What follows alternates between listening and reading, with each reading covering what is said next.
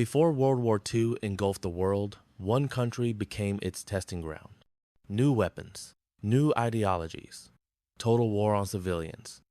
This was the Spanish Civil War, a brutal conflict that previewed the horrors of World War II. Spain in the early 1930 seconds was deeply divided. On one side, Republicans, socialists, communists, anarchists. They supported democracy, workers' rights, and land reform. On the other side, conservatives, monarchists, the Catholic Church, military officers. They feared chaos, atheism, and revolution. In 1931, Spain became a republic, but reforms moved fast, and anger grew faster. Politics became violent. Assassinations, strikes, and street battles became normal. Spain was heading toward civil war. In July 1936, parts of the Spanish military attempted a coup. They were led by General Francisco Franco. The coup failed to take the whole country, and that failure split Spain in two. Nationalists controlled the countryside and much of the army. Republicans held major cities like Madrid and Barcelona. What followed was not a quick takeover, but a 3-year nightmare. Although Spain fought itself, the world was watching and intervening. Nationalist support. Adolf Hitler sent planes, tanks, and troops. Benito Mussolini sent tens of thousands of soldiers. Germany used Spain to test. Blitzkrieg tactics. Fighter planes, terror bombing. Republican support. The Soviet Union sent weapons and advisors. Volunteers from over 50 countries formed the international brigades.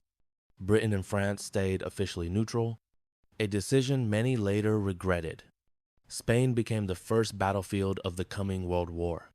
In 1937, German planes bombed the town of Guernica. There were no major military targets. The goal was terror. Civilians died in the streets. The world was horrified.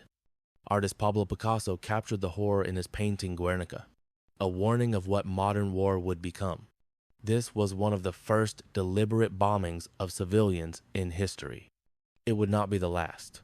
The Spanish Civil War was especially brutal because it was personal. Neighbors turned on neighbors. Churches were burned. Political prisoners were executed. Mass graves filled the countryside. Both sides committed atrocities. But Franco's forces carried out systematic repression, executing opponents even after battles ended.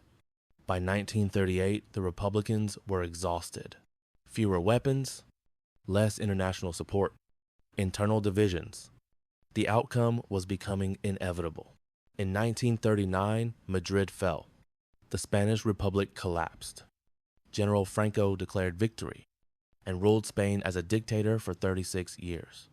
Spain would remain officially neutral during World War II, but Franco owed his power to fascist support.